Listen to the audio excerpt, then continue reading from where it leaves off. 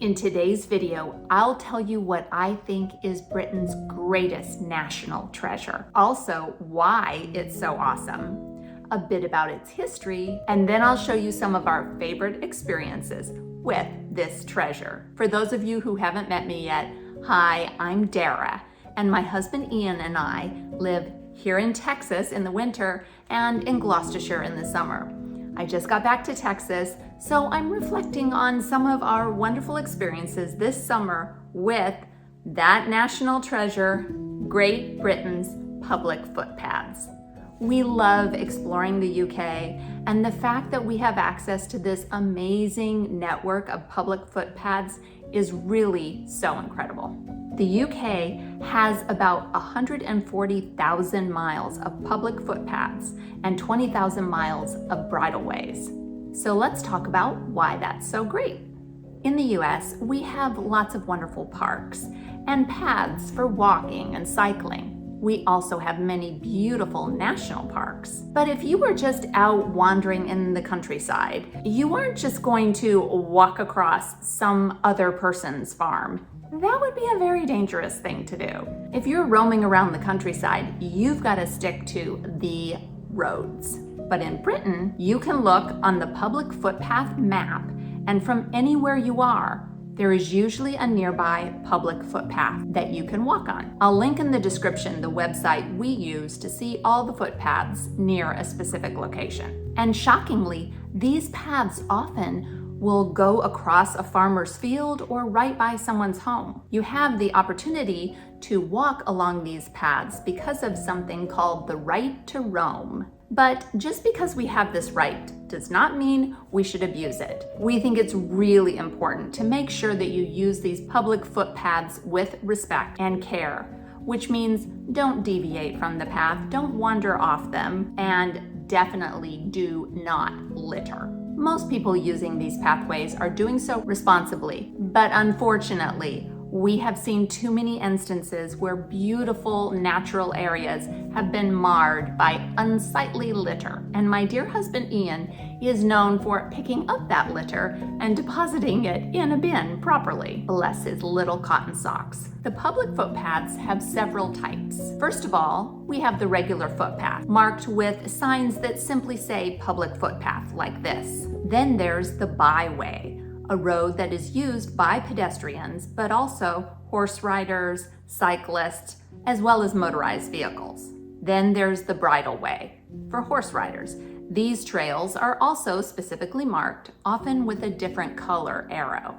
You know how to tell if a path is both a public footpath and a bridleway? That's how you tell. And finally, we have national trails. These are longer hiking trails in some really special areas of particular beauty. There's a website specifically for these well-developed trails, and I'll also link that in the description. The trails are marked by this acorn symbol. Britain's public footpaths have been around for a very long time. There are several historical origins of these paths. Some have been there for several thousand years, linking Neolithic encampments. Some were built during the Roman occupation 2,000 years ago, when the Romans needed to move troops around the country. Then, in the early medieval period, Anglo-Saxon communities formed villages and established footpaths leading from one settlement to another. Many of the current footpaths around Britain began as paths that people would walk to get from their homes to their local church, market, or town center. What are some of the places you have enjoyed roaming in Britain? Let me know if you have favorite national trails or areas that you just enjoy exploring the public footpaths. I'll share with you some of our favorite experiences hiking and walking around the UK.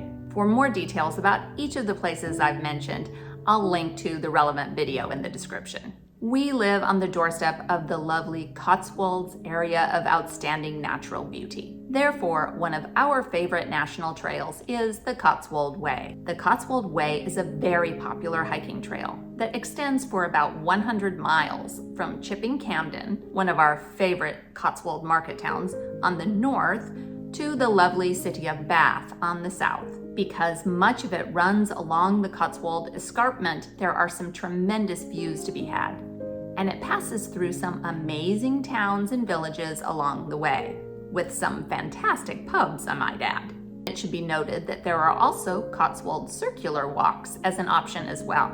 Another national trail we love is the Southwest Coast Path. We enjoyed traversing a bit of this in 2020 when we hiked the path in North Devon, along with some crazy talented mountain goats, to enjoy some of the spectacular views of the cliffs, beaches, and the beautiful blue sea. We also hiked along a lovely coast path in Wales, between Llangrannog and Traiathbach, which means small beach. It's the stunning little hidden beach shown here. Speaking of beaches, some of the most breathtaking beach hikes we have enjoyed were in Cornwall. A particular one to the secluded Atlantic Bay comes to mind. That was such a fun day. And back close to our home in Cheltenham, we have many great walks around Gloucestershire. This past May, we took a bluebell walk in the nearby Frith Wood Nature Reserve, which was delightful. When we have the time and nice weather, we love to just explore a new area in our home county. For example, this hike we took to the Harrisfield Beacon through Standish Wood. It's along the Cotswold Way, and back in May, we saw some pretty buttercups. And for some impressive views over Cheltenham,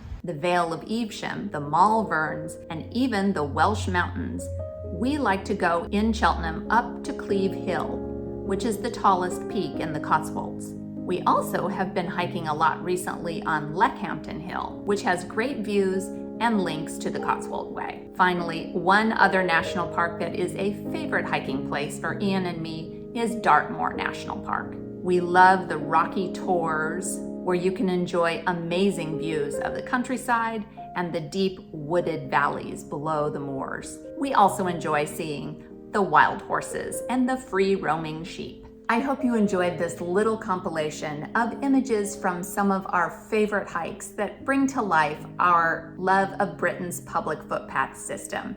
Here are 2 videos of some of our favorite hiking experiences in Devon and Cornwall. Please check those out, or one of the videos linked in the description below. Thank you so much for your support of my channel, and do something good in the world today.